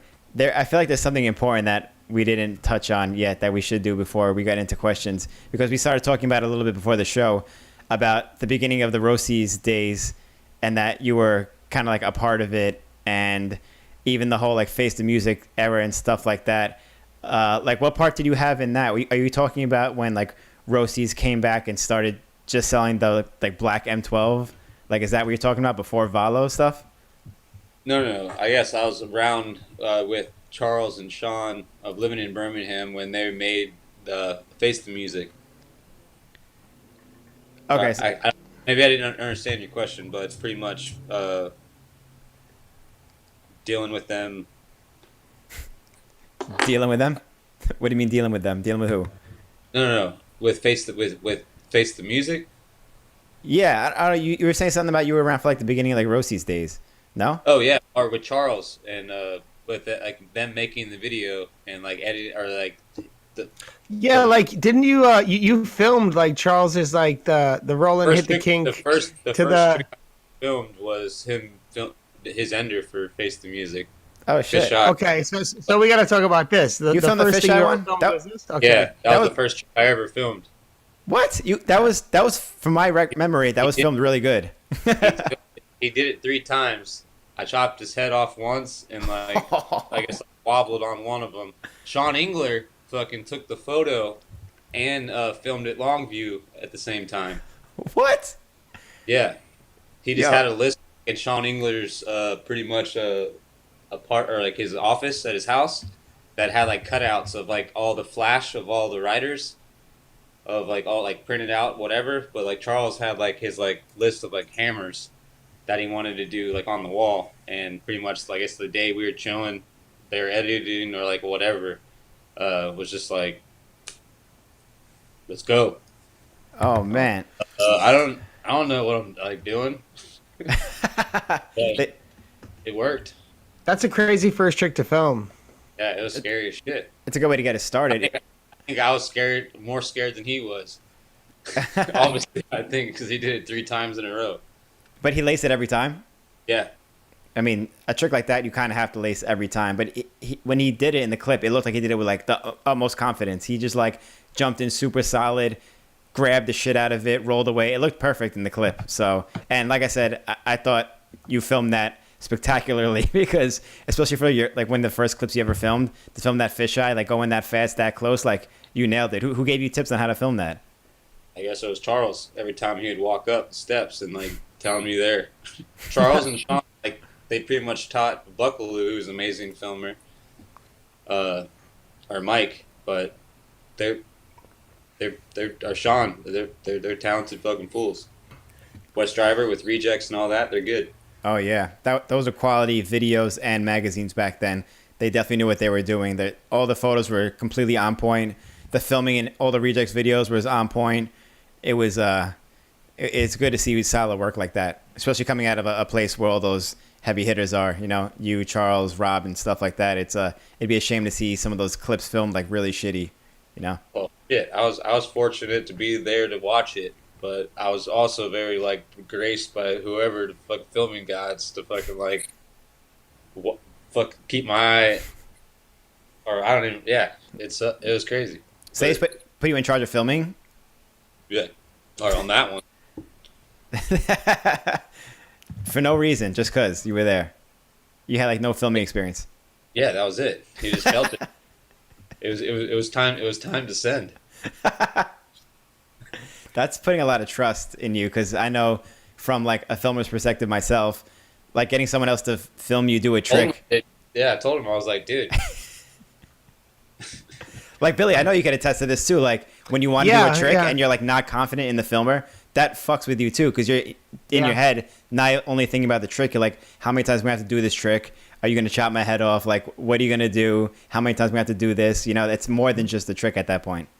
Exactly. No, it's for him. That was like a heavy when you're doing spot. a trick like that. You know, that's the thing. Like, it's a pretty big responsibility, especially for your first clip. Like, and the fact that that's so that's heavy. That's cool. And you must have. How did you cut his head off on the first one? You said. Yeah. No. Was he pissed? Don't do it again. Hold it like this. He kept it pretty chill. I'd have been that's pissed. cool. I'd have been a lot pissed. I'd have been more mad at like me than he was at me. Yeah. Yeah. At that point, you can't really be mad at the filmer, knowing that it's like the first thing that they're filming. You know. I may have filmed I picked up a camera prior to that, but that was like the first like legitimate like real deal shit that I've ever filmed in my life. Like, everyone's like picked up like a camera in their life, but that like actual like, all right, let's go film something that I may die at. Yeah, hand you like the GL also. Yeah, it was a GL. Yeah, I could tell. Sick.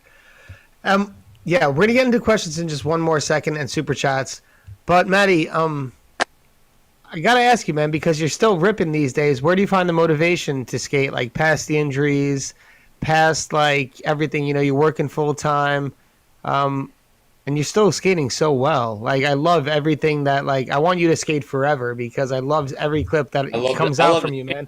I thank you.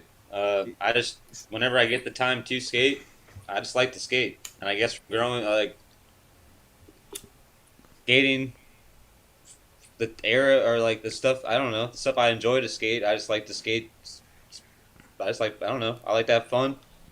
And I hope to have fun. It sucks. I guess with working, I guess doing like manual labor, a construction job, and skating, injuries. I guess they don't really work together. So it does suck. But whenever I have the opportunity, I just love to skate, just like y'all. I don't know. It's just in you. Yeah, I don't. That's what like pretty much like I recently started changing a few like habits and hobbies, and yeah. Elaborate. Pretty much, I got a juicer not too long ago. Nice. I wasn't expecting that, honestly. Yeah. Like even like making smoothies and like but I quit 6 days. It may not sound like it right now, but maybe it's rejecting. I am smoking spliffs, but I quit smoking cigarettes, or trying to. It's been 6 days, and that's one, I guess. I have a herniated disc right now in my back. Oh my God. But, smoking, I guess, too, hasn't been like a good, like, I've been able to heal really quick from injuries. while smoking and like doing a lot of things. So like in my brain, like what if I quit some shit and shit would heal even quicker, especially getting older. So time to be smarter. And don't get me wrong, man. Mm-hmm. we only got one vessel, and just trying to, yeah. I'm a little injury prone, so I would rather like keep like the shit in my body that helps me recover. Yeah, I've personally found that you have a choice when you get to like your mid 30s. If you want to more indulge or if you want to skate more.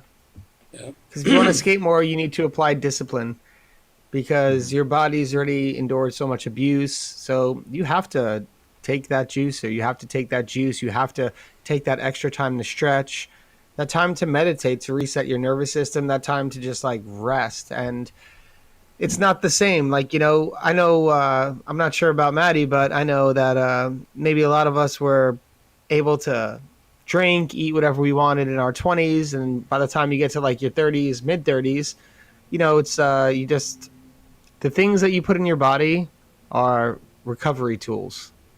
So it's important to, if you're going through injuries, especially muscle injuries, stay hydrated, put the right things in it. Yeah, you're right, man. You want to skate as long as you can. Mm-hmm. But definitely be hydrated. That's right. Before we started the show, I thought that we were going to have another contender for the most cigarettes smoked in an episode after Nick Labar. There's no cigarettes, though. I know. That's what I'm saying. This is good because you used to smoke a lot. Dude, too many. How much were you smoking at one point? How much were you smoking? Like 2 packs a day. Yeah, that's a lot. Sometimes, not all the time. And you just quit cold turkey? Well, I mean, I'm still smoking spliffs. Yeah, I guess that's kind of helpful. Yeah, But, but it's different than the cigarettes. It's No different. actual cigarette. No. Mm-hmm. Yeah. That's good. Good for you. Hopefully you keep it up going because Thank yeah, you definitely have been killing it a lot lately. If anyone checks out like your Instagram page, Put it's myself like in danger. yeah, I mean that's part of the game, and that's why people like you for who you are when you skate because you do crazy shit like that. If anyone looks up your Instagram, like your tricks are serious. Every trick on there, even like the more recent ones, like the older you get, you're still doing crazy shit. So you definitely have to be healthier. I'm not a technical skater. I just like I see spots, or whatever, and I'm just like I just want to get down that thing. Yeah, but you do Not like so hard much, tricks. True. I just want to get down that You thing. do like true alley unities and true asses on down rails still and shit and like savannas. Like still like having fun like on the spots and shit, but I'm not doing like a I don't know. Yeah, but I don't know. Yeah. So that's your mentality with skating. You just like you see a spot, you just want to hit it. You're just like I want to get down the thing. Dude, like certain spots or like whatever. I'd rather like find a spot. I guess that some spots are more with stairs or down ledges or like whatever, but I'll get more worked or like skating like a flat like curb or like a little like a ledge or whatever. Mm-hmm. Yeah, I feel that way too. I definitely feel you on that. Yeah. Kind of my Demetrius George feels that way too. Demetrius doesn't want to. Demetrius George is a hero. He only wants to skate the monster stuff. Some people feel more comfortable on the bigger stuff. Super fast, super tall. Shout out Demetrius George. We got to get him on the show too. So yeah, we got a long list of people. Yeah. Demetrius, hell yeah, definitely got Demetrius on. He's next level. Oh yeah. Yeah. But so are you. So Appreciate it. let's keep it in perspective. All right, let's get into these super chats real quick. Austin, what do you think? Yeah, let's do it. There's one or two more things I want to mention. I know someone mentioned in the super chat, and if the other one doesn't pop up, we'll mention it at the end. Jumping into our super chats, like we said before, half our super chats go to our guests. So if anyone's inclined to, give up a little money for our guests to support them. I do. Whatever comes in for the super chat goes to pretty much Julian, and like I guess to the low life, the stuff. So whatever's contributed for questions goes to that cause as well. So. Oh hell yeah, that's awesome to hear. So That's dope. you heard it here. Matty's donating his half to Julian and his family in Texas. So anyone wants to kick up some money, we also prioritize the super chat questions as well. So getting it started, we have 17 BKS who says thoughts on flat versus anti-rocker skating.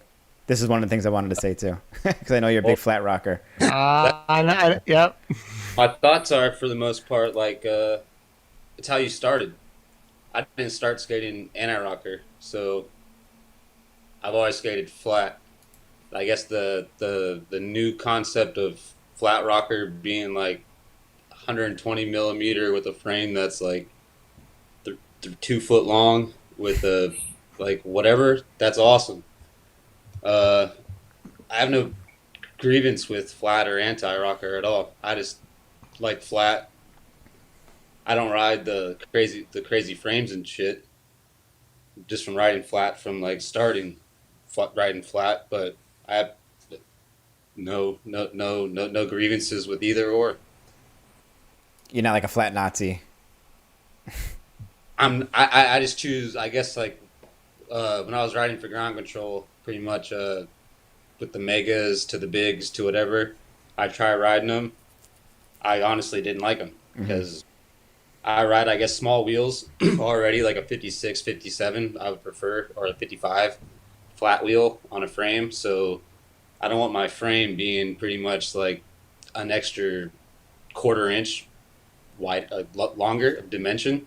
I'm of taller. like leaning over, Yeah. like grinds and shit. Like unless you have a larger wheel to compensate for that, I'm not like whatever. I don't design the shit, but I've eaten a lot of shit from those frames, riding small wheels and not like the whatever. But just not a fan of it. Yeah, the classic flat rocker. That's why. It's I guess, a much like, better ride. It's a much better well, ride. Bolino, I was skating flat recently, and Are you skating flat recently?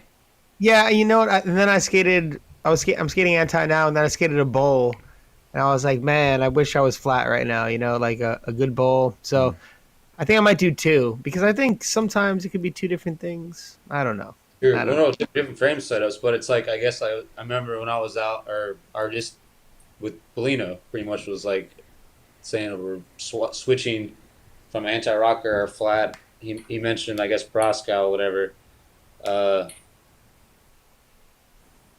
If you ride anti-rocker, there's no reason to switch if it feels good, because flat's like the new cool thing to do. I guess riding flat like my whole life, like flat is nothing new. If it's not broken, don't fix it, kind of thing. Yeah. Even with flat, with the frame technology, there's like other ways of improving shit in the rollerblade game than spending thousands of dollars on fucking metal frames. Yeah. And fuck all this technology when we could be making boots and fucking like so much shit. But it is what it is. It is what it is, and with the frame technology now, like flat, it's almost like anti the way we experienced it back in the day. So there's all kinds of options. I know you're a traditionalist and yeah. Well, or not so much. I get, or maybe so. I respect the way you ride flat too, because that's the way I ride flat, and I love that. I know there's other ways, like you said, with the newer frames with bigger wheels and stuff like that. And pretty much grow up and pretty much I have like an 80 big wheel ground control frame, just like roll around with casual cruises. Need to do that, but like I need to get different wheels, probably buy a different frame. But yeah, like to skate forever, besides like doing tricks, whatever, that's something that is gonna have to come. Like I don't hate on it, but just for longevity purposes. Or just in general. I mean, fuck. I mean, I take that back. Frank the Tank out there in fucking California, he's like 80 or 74 years old, fucking growing. Yeah. Shout out, is it Frank Mendez? Yeah, I didn't know his last name, so I'm just gonna, I think so. I might be wrong. I was stoked that it was Frank, if it is Frank. Yeah. But I want to say Frank. Shout out Frank the Tank. We'll just call someone it that. correct me in the chat. Yeah. We got for all of it, and we're all getting older and everything else. Like, yeah. Yeah, I actually rode. I'm not telling you how to, or like whatever, or everyone has fun in all different fucking frames or setups. So fucking continue to have fun. Have fun. Yeah. Exactly. We got a bunch of other super chatters here, so let's keep this going for now. We have Sean Michelson, who says, sorry for getting us lost in Chicago that time. Worst city navigator ever. Keep killing it, bruh. No, that dude was rad. We went around. It was fun. It's all good, dude. No problem. Until we talked about it at powwow, and it was cool. So it's all good. Yeah, it's all good. I got to see Chicago, and I'm not from there, so I got lost and got to see parts that I wouldn't have seen if we would have took the right routes. Yeah, you can't go wrong with doing that, getting lost in cities and stuff like that, especially you've never been there before. It's just a way to see the town differently. You seen Home Alone? Yeah, of course. Yeah, it works out. Yo, there's no way. I feel like you could have said that in any situation, and that would just work. Like, no, you seen Home Alone? Shit just works out. Shit works out, dude. Quit being so doubtful. That's fucking awesome. Lions Den Media says, some love from the Gulf Coast. Here's to the big air day, bud.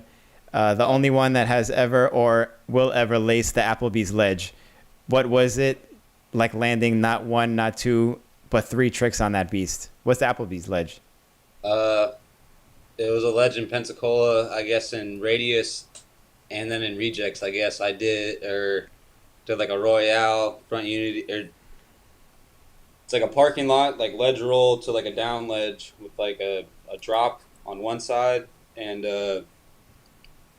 yeah, it's like then it has little like holes in the center of it, little like canopy, whatever, but it's like a 15 to 20 foot like drop ledge from parking lot down. You have to roll it.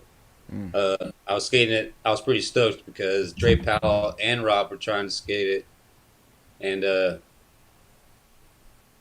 I got it. They didn't get it? No, I got a Royale and a Unity that day. I was pretty stoked, but I did an Acid like later. But now the tree's overgrown. I've got like times going back to Pensacola. I've looked at it to like go back and skate it again. But a palm tree, you can't skate it anymore. It's gone. So it's your ledge then? I guess so. And the ledge ends pretty 6 feet or like up.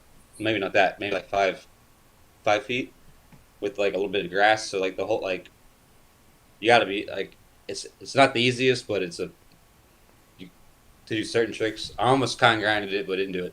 Ooh. Yeah. Oof. But yeah, it's a fun ledge. Applebee's I'm pretty ledge. stoked I get to drive, or if he remembers, thank you, but to drive by and be like, yeah. I get stoked to see the spot, but it sucks that it's overgrown, that you can't skate it anymore. A skateboarder, I believe, actually ollied the shit back in the day, and it's a monster. So you and him, hold it down. Applebee's ledge. Yep. 2 for 1s. Mm-hmm. We have a Boneless and Brutus. Brutus. Super chat from Josh Hules, who says, yo, Matty, smoke one on me. I skated with Noel Samuelson and Alex Hook last night, and Alex told me you used to jock Feinberg and Stockwell hard. Is this true? Yeah. Those are 2 diverse skaters to... Well, the style, or I guess diversity and shit, but Noel Samuelson actually, shout out, and Josh and Alex, those are like old school homies from back in the day of like skating Navarre Beach.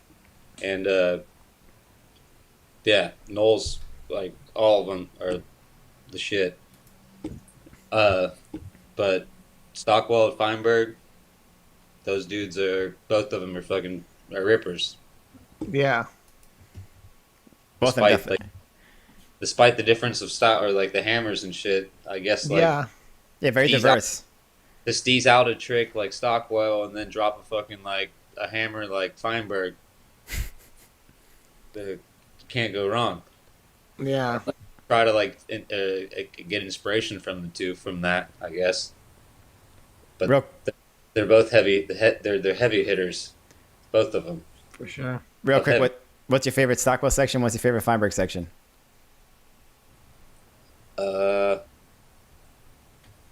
Feinberg, I would have to stand fast. Oh, good choice. And, Stockwell.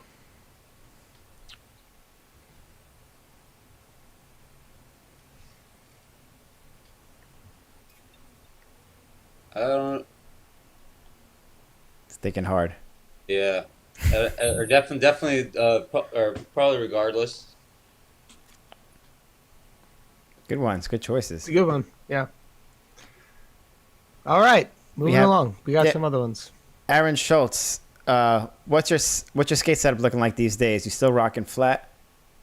Yep, Yep. I am. I have a skate that I haven't skated yet with like being injured, but just pretty much classic high cuff M12s with the Create flat.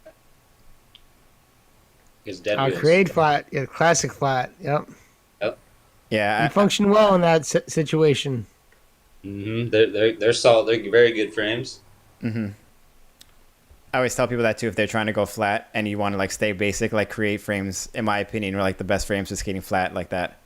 Well, since Ground Control quit making Formula Ones, they had a very solid, and they could have made it even better just with the template of that frame or of the Formula One. Just made it solid. One fucking shit would have been a great one flat frame, but it didn't happen. Yeah, I think that was like the best ground control frame also. Yeah, so, but Crate pretty much has like a very solid, just a basic, but you block to whatever. You could ride a lot of the riders ride anti that are some of the best in the world, so you can ride that frame with either or. Yep, agreed. Can't go wrong with that. Yep. We have a super chat from GV Games who says, "Pair character stretching his arms forward, raising his thumb." What the hell is that? I think it's Is that what it probably just? emoji. It's describing an Yeah, emoji. it describes the emoji. That's how it comes through with the app that we're on. That's funny that happened. Okay. So that was an interesting one. Thank you for GV Games. We have a super chat from Aaron Schultz who says, "Are you still making art on logos / wood? I was pretty hyped on some of the logs. Logs? Oh, logs / wood. Yeah, I'm pretty far with this. I was pretty hyped on some of the art you put out a few years back. Find any good pizza in ATL? Yeah. Fellini's. Fellini's, yes, for sure. Lloyd's, there's a bunch of good pizza spots around. But wood burnings, I really haven't been doing them lately. I guess with work. And I'd like to do them again, but I haven't really done too many lately. Got some ideas, but they pretty much take time and just whatever. Sure, you get back into it. Yeah, due time. Next pandemic. Yeah, I got a couple of Matty's pieces. I got a couple of Matty's pieces on the wall right here. Hang on, you should put them in the background. I didn't want a bell. Oh, you did that one. You did the bell. Right. Yeah, I did that. Nice. Yeah, it's been a This minute. but this is one of the earlier pieces. That's been in she a few has episodes. She has scars on her face, like all here. So Oh, that's sick. perfect. That was the thing when I did it. I was like, I don't know if he wants some knot in there, or not, but I was like, fuck it, I'm gonna make it the way she like. No, it's perfect. We loved it. We loved it. It's one of the few things that hangs in our bedroom. So Appreciate it. That's true to life right there. I gotta make it for you, or she asked me to make it. yep. But She yeah, asked no, you to make it. I haven't been doing it lately. I need to. Oh, we got a super chat from Scott Mack who says, "Thanks for all the hammers." Oh, you're very welcome. I hope to fucking get back good again and start or continue to just have fun. I'm sure you will. You'll be drinking all those juices. Yep. Dude, fucking celery and sweet potato. That's what you juice? Dude. And beets. Oof. That's some raw ass shit. Well, no, they're good for anti-inflammatory. Yeah, the beets, yeah. They're healthy for, or all of it. All that shit is. Yeah, that's it. And as far as now, we have our last super chat from Nicholas Taylor, who asks what your favorite era in blading is. I'm gonna have to go with, I guess, late 98 to pretty much like, or no, I guess 2000s to like pretty much, or fuck, I don't, all of them. All eras. they're all unique in their own way, but I guess like I would have to say what I grew up that inspired me, I guess, to skate more so. But Classic rock. yeah, Yeah, it's a classic rock station. I would say early 2000s, 2005 to like 2007. Like that shit was pretty much like as raw as it gets. The wild era. That's known as the wild era in skating. Yep. The wild and out era. Mhm. Well, we got a couple more questions, and then we'll let you go. All And right. again, Matty, thank you so much. It's been Thank super you. fun. Oh, Yeah.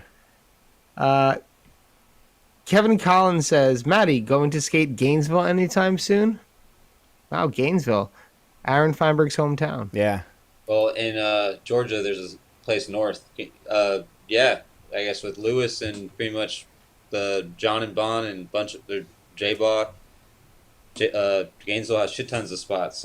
John Bon, Jovi, John Bon, Ba, J Ba.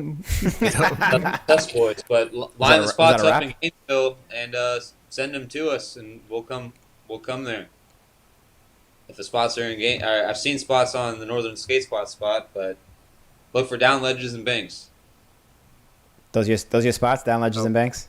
Yeah, I want to retire at a lot of spots. Once I pick up the blades and just skate a few like certain objects.